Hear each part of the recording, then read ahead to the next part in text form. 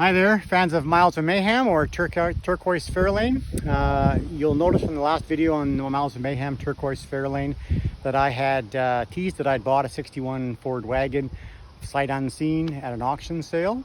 So let's have a look at what that looks like. For those of you who have not seen Miles of Mayhem stuff, go check it out.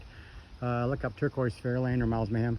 What a blast. Here she is, sight unseen, with some parts. I found the bumper in the back, just propped up for now, and the grill is in the back as well. So that's what she looks like. That's what we bought here. Had a bunch. This person that was a estate sale was a collector of Country Squires, the very top of the line Ford station wagons from 1959 to 1978. He had a copy of at least one of each.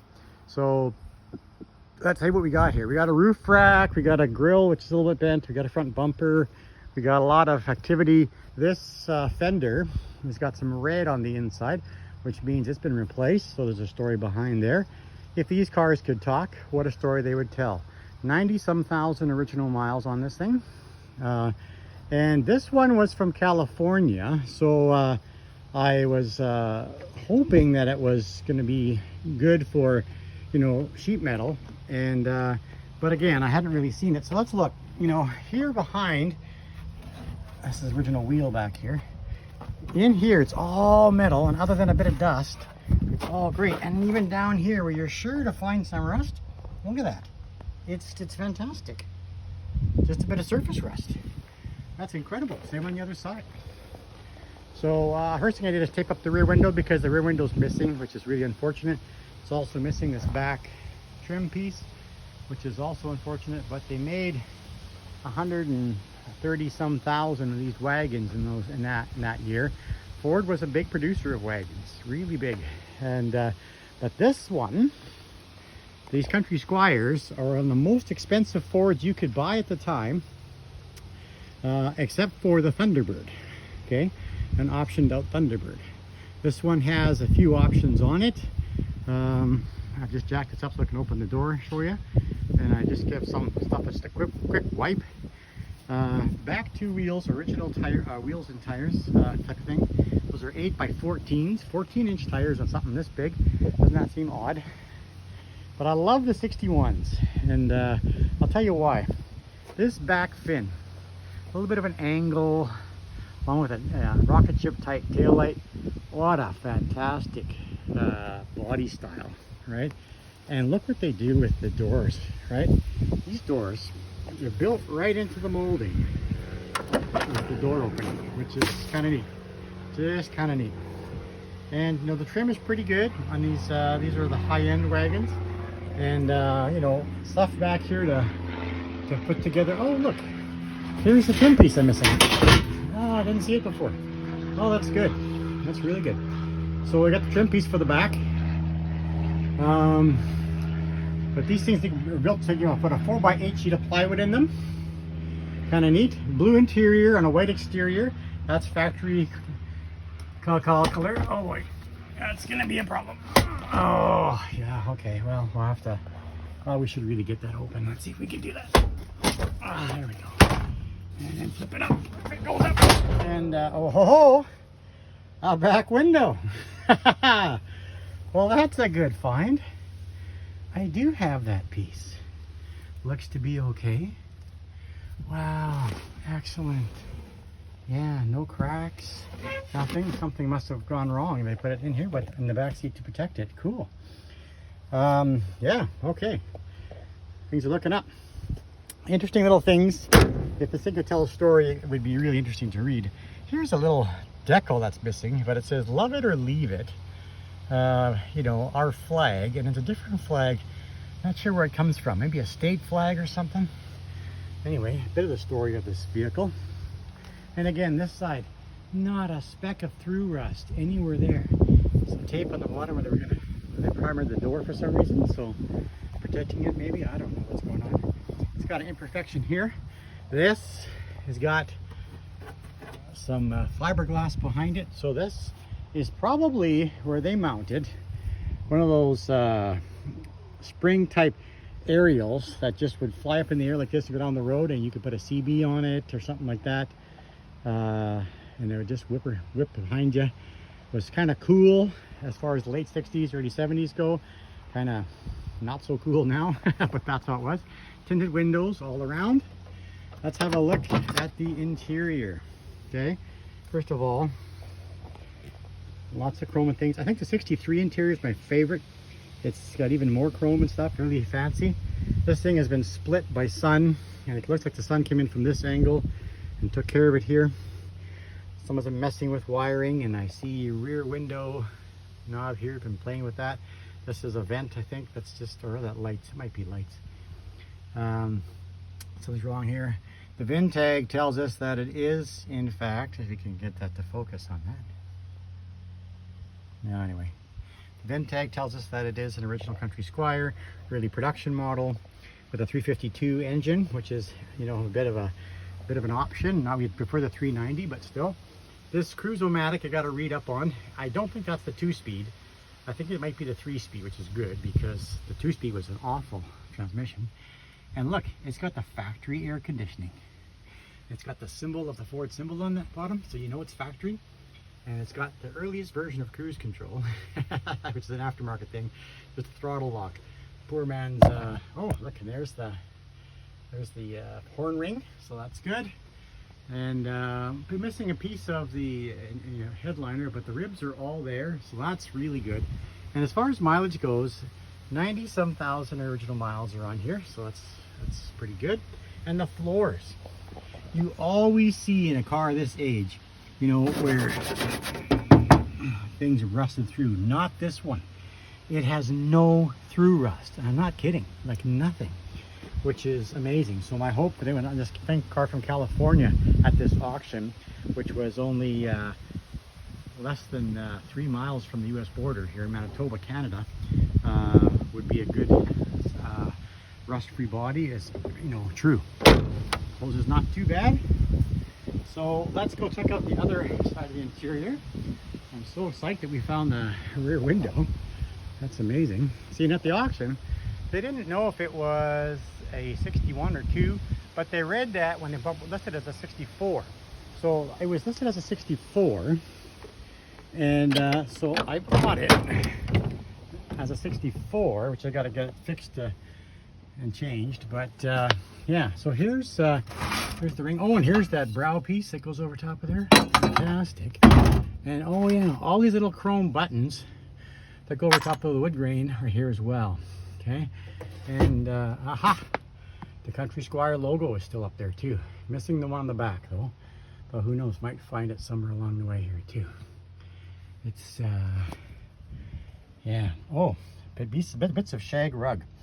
There's telling a bit of a story of its history. Somebody used this as a bit of a shag carpet, the 70s. That goes along with the aerial that was put on it. And should always look around at some things and see if you can find a bit of the history of the car. You know, for example, in the ashtray, you know what you might find in places like that. Nothing. That's empty. Okay. Underneath the seat, the glove box. Should check the glove box. Let's just see if there's anything we can learn from. Oh, look, there's something there. What do we got here? I don't know. It looks like just a bill or something. Nothing major. Let's see what we got here. Oh, a 1969 Nevada seasonal. Oh yeah, sure. County map. Okay. Well, that tells a bit of the history then, hey? This thing was driven around Nevada at some point in its life. Also a very dry state, so that makes sense. And there's lots of dust and things. It's fine dust, so maybe that's where it came from. The glove box yields nothing. But yeah, that's what we got. These things all came with 9-inch Ford rear ends. And it's got room for an FE motor. The motor mounts are already in there. And so, you know, what should I do with this thing? That's the question I want to ask you guys on YouTube. You know, it could be restored, obviously. Oh, look. This roof rack has got the outlines of the roof rack, but it should have ribs along with it every so often to put the load across the supports across the top of this thing. This is not a real or a full roof rack, and it's not been filled in, I don't think. These are all, yeah, so this one did not come with a roof rack. Somebody added this later. Interesting.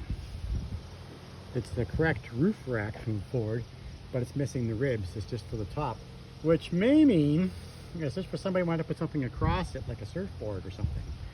So this might actually be an old surfer wagon. Ah, interesting. So, yeah, what should I do with it? That is the question. Do we restore it? Do we make it into a nice cruiser? Do we make it a fast wagon? You know, which is always my tendency. Or what do we do with this 61 wagon? We have other projects to work on. So this is number like 3 or 4 on the list. But I just couldn't let it, you know, go. For, you know, there's a guy bidding on some of these old cars that was just from a crusher. And I had to bid at least more than that. I bid on 5 of them. And this one I picked up. And I love the 61's exteriors. That fin, that grille, just the overall sleekness of everything. In fact, I could take the wood grain off and make it even sleeker. That's another option. So give me your comments. What do you think? Blue interior, Corinthian white exterior, Country Squire wagon. What should I do with it? All right, here's the engine compartment of the 61 Country Squire wagon. That is a telltale sign of a 61 352 motor, as it's got this really heavy air cleaner with a really weird air cleaner system on it. Look at this. Not much room for the air to come by, despite having a big, giant air filter area on top of one hand. But you know, these don't lead to anything. Just the air comes through here. Just weird. And but 2-barrel carburetor, which was correct for that type of engine.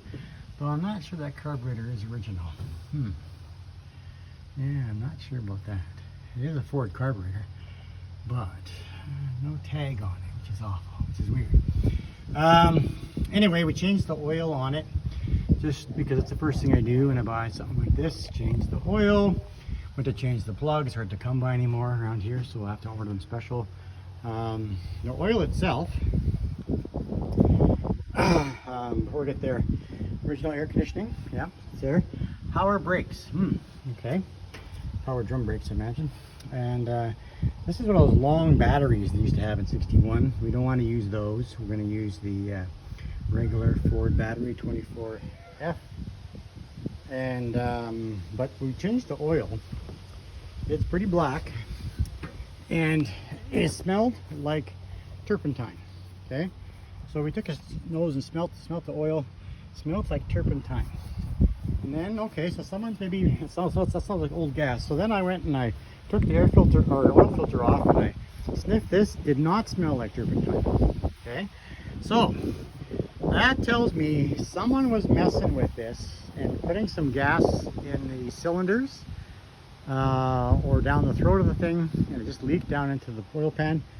And either they couldn't get it running or something, we'll have to see. But we also found a white clear substance coming out of the bottom of the oil pan. We changed the oil, which is a little concerning. It could be water, because water will go underneath oil in any sort of thing and lift it up. Or else it could be possibly the gas turpentine stuff that we talked about. Not sure, probably water, but I'm not sure how the water would get in there unless this was open somehow. It wasn't when I got it, so I don't know. Again, some of the history. It turns over by hand, so it moves. We're going to order some ignition parts and give it a chance to put a battery in there and see if it'll start. But again, some of the history being revealed of that. What is a good thing to do is have a straw. With a straw, you can put it into a cylinder hole. First of all, see if they left anything in it, like transmission fluid or something to keep it from seizing. Nothing in this case. They might have used gas, but that'll leak right through. So it's dry, so when you're turning it over, you're not, creating a hydro lock and causing problems. So that's good. You could also use it to, you mark the straw at a certain point, and then you put it through its cycle, and you mark the highest and lowest point, and that is your way to measure your stroke. Okay, so it says 352. Is it actually a 3.5 stroke of these engines, or it is somebody put a 390 or a 360 or something else in there from a different vehicle? You don't know for sure, right? So we'll be able to tell that when we look at that. So that's the plans there.